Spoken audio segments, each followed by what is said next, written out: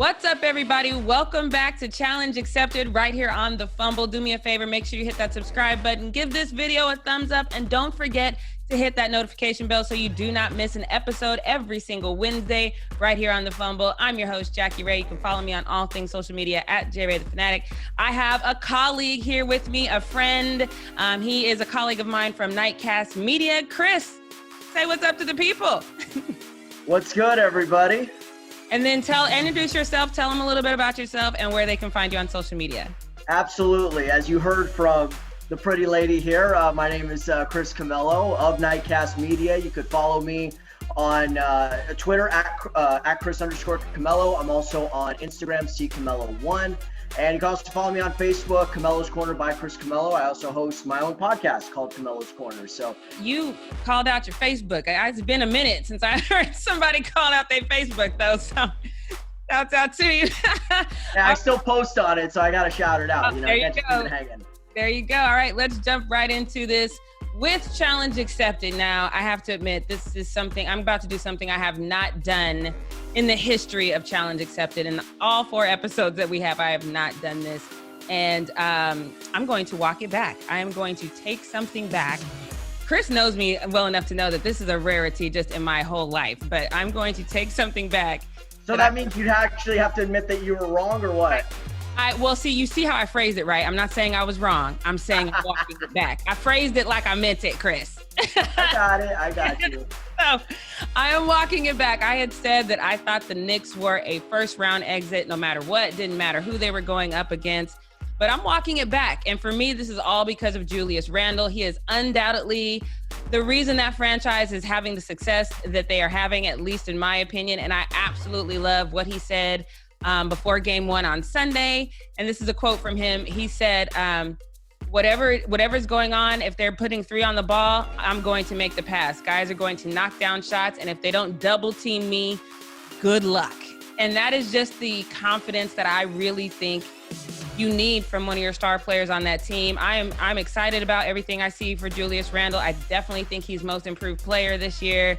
But I'm definitely saying that the Knicks are going to win this series. And I'm going to take it one step further. And I'm going to say, even if they play the Bucks or the Heat, I don't care who they play in the second round, they're going to win that series too. I just said it. I put it out there. Chris, what you got? What do you think? Am I crazy? Wow. Am I walking it back too far? I'm wondering if you're doing this because you really believe it or you're just trying to get into Spike Lee's good graces or something like that. He's not on the list of people that I care what they think. But, I like him, but no, that's not it. Okay, well, in any case, look, I like the Knicks. I think they're a tremendous story this year. Julius Randle, the ex-Laker, played at an MVP caliber level. In fact, you could have made the argument that Randle should have been an MVP finalist. But the Hawks are no slop. I made that argument, and people said I was crazy. Most improved player was all they would give me. The Hawks are a legit squad, though. They're very deep. They were sort of disappointing the first half of the season. They had a coaching firing.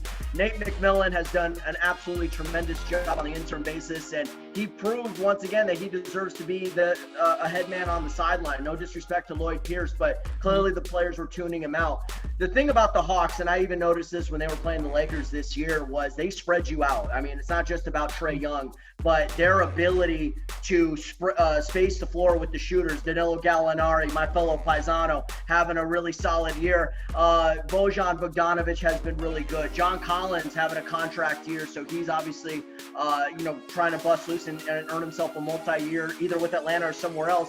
And Clint Capella has been an ideal role man, a really good fit for this squad. So they've got a lot of good young players. They've got good solid vets all over the place. But at the end of the day, I really believe this could, I think you're onto something. I think the Knicks could take them out because of their defense. And I think they do have the personnel that can, get out to those shooters and run them off the line. But man, I don't think it's going to be an easy series. It would not surprise me if it goes 7. And I think Atlanta would not surprise me if Atlanta takes them out. But if New York, they're going to need Randle to carry the load. But if they can get something from Derrick Rose, from Reggie Bullock, from Nerlens Noel, from some of these other guys on that roster, RJ Barrett, of course, I can't leave him out. They should be able to win this series in 7, but Atlanta will be a tough out. you got it going longer than me. And I'm glad you mentioned Derrick Rose, because he's somebody that we've been pulling for here on the Fumble for a long time. He's definitely my sixth man of the year. And I have it going in 6. And that's just me being that. In my head, I'm like 5, but I'm going in 6 just because. So that's what I'm thinking. You got 7, so we should have made a bet on that, but we're gonna wait. We're gonna hold that one for later on in the show. And then right now, what we're gonna do is get to one of my favorite parts of the show, and this is Fan Challenge. This is the part of the show where sometimes fans, they're a little off in their thinking a lot of the times, and we have to just challenge them on what they're thinking. But again, for the first time in the history of Challenge Accepted, I think the fans have nailed this one, and they are absolutely right, because I want you to hear, I'm going to roll this clip right now, Chris, because I want you to hear what Shams had to say about Jimmy Butler, because it annoyed me. I don't think anyone picked them going into the finals, so that adds expectations to this franchise for Jimmy Butler and how he feels this franchise should go. So, I'm told there has been very, very testy moments behind the scenes between Jimmy, that coaching staff, the roster at different points. Yeah, I'm not a fan of that narrative. That's one of those things that bugs me to my core when people say, I have people who've told me or sources say, no, if you're not going to be specific, you're not credible to me. And I absolutely hate this. And I am proud to say fans are not buying this at all either. This first Twitter user said they did this to Jimmy in Philly and I hate it. We have another user that said the media stirred this up in Chicago, Minnesota, and Philly. Watch it happen in Miami after the first round if they lose. And then Jimmy's agent even chimed in, and I love what he had to say because he didn't mix anymore. He said, shut the F up, you clickbait, ambulance-chasing, dirtbag piece of S. No one has told you this, because this is not reality. Go find someone's assistant to text about an MRI or some other human calamity you want to be first on. We are good over here. I think for sure that he's saying you are a lie and the truth ain't in you, Shams. Chris, what do you think about this? What do you think about what the agent said? And are the fans right? Is this just what the media does with Jimmy? Because this is something that's followed him his whole career. It really has, yeah. People thought he was the problem in Chicago, the reason why Derrick Rose left, the issues in Minnesota, that he was trying to hold those younger players accountable. But I honestly think Jimmy Butler, he is an old school kind of leader. He is not going to be your friend. Mm-hmm. He is going to call you out and basically tell it like it is. I've always respected that about his game. And I honestly don't understand the hate that comes along with him. But also, too, to get on Shams. Remember, Shams is reporting what he's hearing. And I've been on the other end of that where I've been attacked on social media simply because I'm reporting things on a well-trusted source and a well-placed source is telling me. So don't always shoot the messenger. So, I think we need to lay off of Jimmy Butler and his personality, because the fact is he's still been successful everywhere he's gone. Chicago has never really gotten on track since he left. Minnesota made the playoffs once because he got back late in the season and was able to carry them over the top. Miami got to the finals because he was really good throughout the playoffs, and he is the closer. He is a good defender. So I think Jimmy's agent and the fans are correct on this. I think the media does need to take a step back. I think it was a little harsh to go on at Shams like that, but I always have liked Jimmy Butler. He's one of my favorite players. Love the intensity he plays with. Yeah. He's a two-way player, and he's had a lot of success, both individual and with the team success throughout his career. Yeah, I actually like how Jimmy's agent went toward Shams, because this is my guy, number one, and I'm going to protect him. And if you're saying something that I know is false, I'm going to say it. And then what Shams said was just very inflammatory. You're saying, I'm being told that there's tension. First of all, when you're playing at a competitive level, there will be some tension. I might say something to my coach or a fellow player that is not sugar-coated. And that doesn't mean that I'm toxic to my team. That means I don't sugarcoat things and I'm very blunt. So I'm with the daggers being thrown Shams' way. But you know me, I'm a little petty, so it is what it is. I didn't want to say anything, but yeah, I tried to take a little bit more of a humane road. But this is also the society we're living in right now, where everything is a lot more toxic, and it's an us against them, where if you put out something that people don't like, they're going to come back really, really harshly. And whether it's justified or not, that's just how people are right now, unfortunately. Yeah, well, I think Shams earned those daggers, but let's move on now, because now I just need a drum roll, because this is the favorite part. Now, here's the funny thing. I'm going to give you guys some backstory as we get into Challenge Issued, where I get to issue a challenge to Chris and he gets to throw one back at me. Chris is worried about this challenge. I just want y'all to know that before we even talked about this, he was like, I'm a little concerned, which means I'm probably going to win. So I'm going to start. So I'm going to give him some time to get his challenge together, because I've been saying this. If you guys are watching the Fumble Live every week, every day through the week, I say this all the time. I think that the Clippers are in a do or die situation. They have to make the finals, because, you know, they did that whole boisterous thing about we run LA. They had the whole advertisement that absolutely failed. And then they went out and looked really terrible in game one and lost there. So there's clearly some problems. There are clearly some things that are not firing there. At first they said it was Doc. Then they said it was Trez. Doc and Trez are gone now. So now what are you going to blame it on? I think the problem child in this situation, and I know people are going to come for me, so I'm just going to give you this little break to prepare your typing fingers.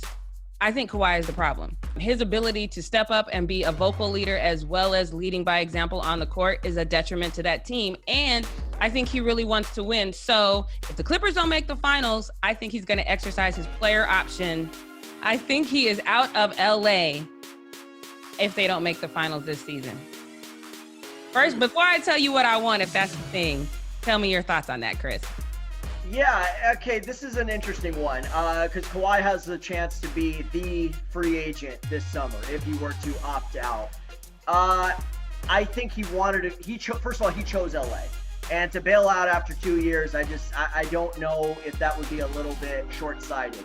You've got a billionaire owner who is done a lot already at your request. You wanted Paul George, boom. We basically mortgaged our future to bring you Paul George. Oh, definitely did, yep. Yeah, exactly. Doc Rivers wasn't a good fit. He's gone. A lot of these other guys that were kind of grumbling behind the scenes, we got rid of them, whether it be Trez or Lou Williams, and who knows, maybe Patrick Beverley might be next, since he'll be in the final year of that contract next season. So he might be on the trading block. Not to mention, there's a brand new Inglewood arena, and we all know when it comes to these new arenas that get built, you always want to feature a star with them. Right. And it would be crazy for him to leave, and now you just have Paul George there to build the new, to be the face of that new arena. That just would not work. Not to mention, guy that wants to chase that ring. Like, people always get on people for being ring chasers. How is Kawhi not that person? How is Kawhi? First of all, he didn't choose those other situations. He was drafted by San Antonio. He came into a great environment led by the great Tim Duncan, now Hall of Famer. Stay there.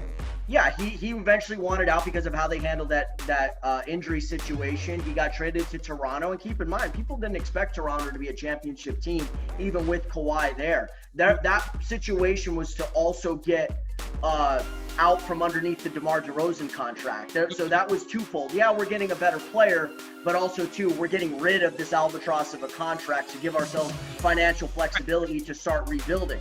That was the big reason for that trade being made on Toronto's end anyway. And, of course, it was a great mix. You had Kyle Lowry. You had a really good coach in Nick Nurse.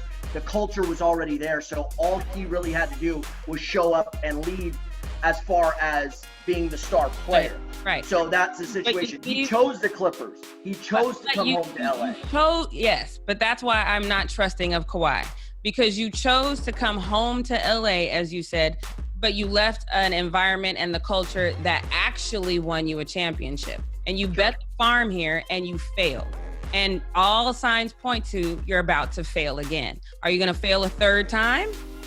Well, the situation is there will be teams to throw out money, but I still think he wants to give this Clipper team, which has a very good front office. Jerry West is obviously a consultant to Ballmer. I think they're eventually going to figure out the right mix. And the fact is, it's like you're going to go to a situation to do what now? To be a second or third option? To go to a situation where you aren't going to lead? Because there's not a lot of, maybe Miami is the only other situation that makes sense for him to go to, because now he could really be like a 1A to Jimmy Butler's 1 and not have to worry about the leading aspect of it.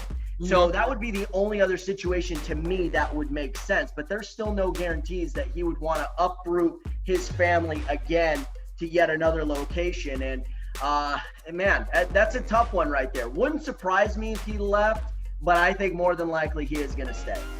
All right. Well, he could do a Chris Paul and leave his family here while he goes somewhere else, you know, because that's what Chris Paul did with Arizona. So, but Right. if I'm correct, I need you to help me up my LeBron tequila collection that I'm trying to build. And I picked out, I want the Lobos 1707. It's not very expensive, you know, because they do have those $200 tequilas, but I'm not going to do that to you. But if Kawhi leaves, I want the cheap tequila. I already got the mid-range one. You can get me the cheap one, and then I'll sucker somebody else to get me the expensive one, and then I'll be good. Yeah, please do that. Please do that. That would be, I mean, my bank account would definitely thank you for that aspect of it. But yeah, no, I think more than likely he stays. But if he decides to skip town yet again, I owe you some tequila. Who knows? Maybe I'll even do a shot with you. There we go. So you accepted the challenge. Now I am ready to hear mine, because I know you were worried. And now I'm worried because you was worried. So what is this? Okay, I came up with a good one, and shifting it from the Clippers, we're going to go back to your squad, and I suppose my squad as well, the LA Lakers. As you can see, I got the Mamba hat going. Yep. Dennis Schroeder turned down 4 years and $84 million. He's looking in the ballpark, let's call it, of 96 to 100 million. Now, Dennis Schroeder has not been very good so far. Did play an okay game in the play-in, or actually, I would even call it below average. Was good, not great against the Phoenix Suns. We don't know what that series is going to shape out, but I honestly believe that if the Lakers get bounced in the let me rephrase this. If the Lakers win or lose, Dennis Schroeder is gone, period.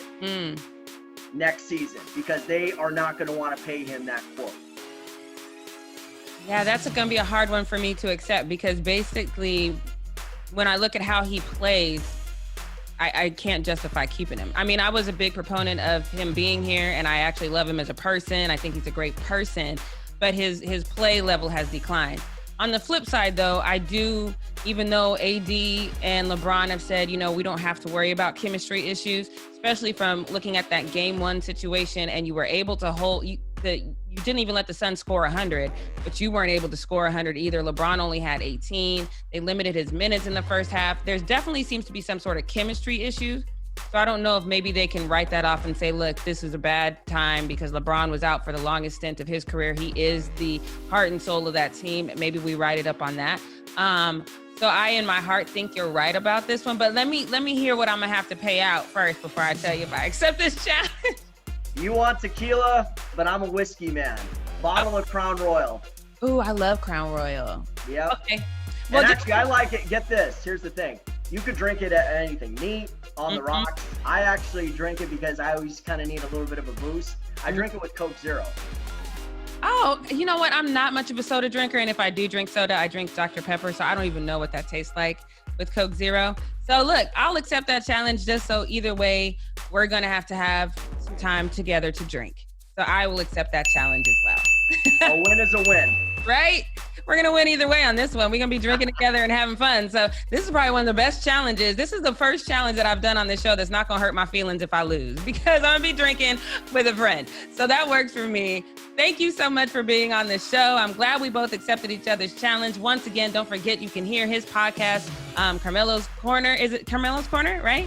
Carmelo, no R. Carmelo's Corner. I've listened to his podcast. And you guys also follow him on Instagram, because every halftime of a Laker game, he goes live on Instagram to kind of talk about our goods or our bads and everything in between. So yeah, once again, you may not like it, but I always speak the truth. And here's the thing I always say, I may be a little hostile, but I'm never wrong. Okay, so that's kind of like me walking it back, you know, instead of just admitting when I'm wrong. You're just going to be hostile, not wrong. I like it. We got two people over here that are never wrong, and we working with it. Thanks again for tuning in to Challenge Accepted. Don't forget to follow us on the Fumble Live every weekday morning at 9 a.m. Pacific Standard Time. Come back here every Wednesday at 1 p.m. Pacific Standard Time for Challenge Accepted. Once again, I'm Jackie Ray for the Fumble, and I'll see you next time.